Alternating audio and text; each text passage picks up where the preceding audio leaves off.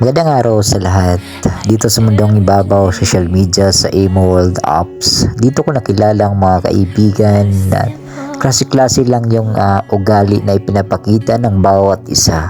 Ako pala si Tupakin, si Quinay, at isang samahan na tinawag naming Hopya. Hindi naman na tunay naming pangalan, pero ito yung samahan na kaming tatlo lamang na friendship na kami ay laging nagsama-sama hanggang magpakailanman.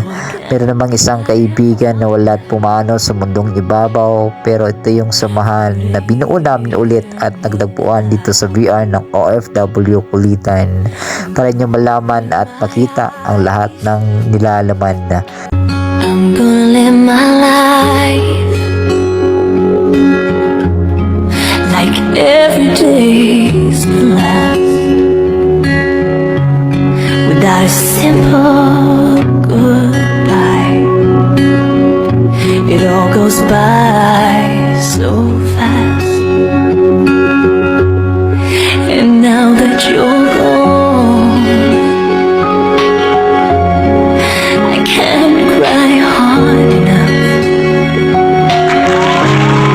No, I can't cry hard enough for you to hear me now. I'm gonna open my eyes and see for the first time. pangalan ko pala si Tupakin, ang Tupakin sa inyong mundong ibabaw. Kayong dalawa ay nagpapatibay ng aking lakas ng loob na dito nagtagpuan sa OFW Kulitan na tayo mabuo ulit ang ating samahan. Mga kaibigan, maraming salamat sa inyong dalawa. At ako naman si Hopya, ang Hopya na yung kaibigan na kung saan natagpuan, nakalimutan dahil nagmahal lang din naman. Patawad mga kaibigan dahil nawala ako ilang minutes, segundo, oras, taon at buwan na wala ako sa inyong samahan. Maraming salamat sa kulitan dahil dito tayo nabuo ang ating samahan na kahit ako'y naglalandi sa iba pero iba ang minamahal ko. Patawad sa lahat ng nagawa ko mga kaibigan. Hopya nga pala yung pangalan, single mom sa OFW Kulitan.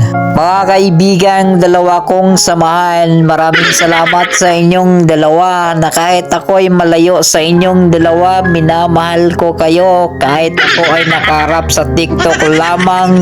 Kaibigan na tayong tatlo lang, walang katapusan ng pagmamahalan.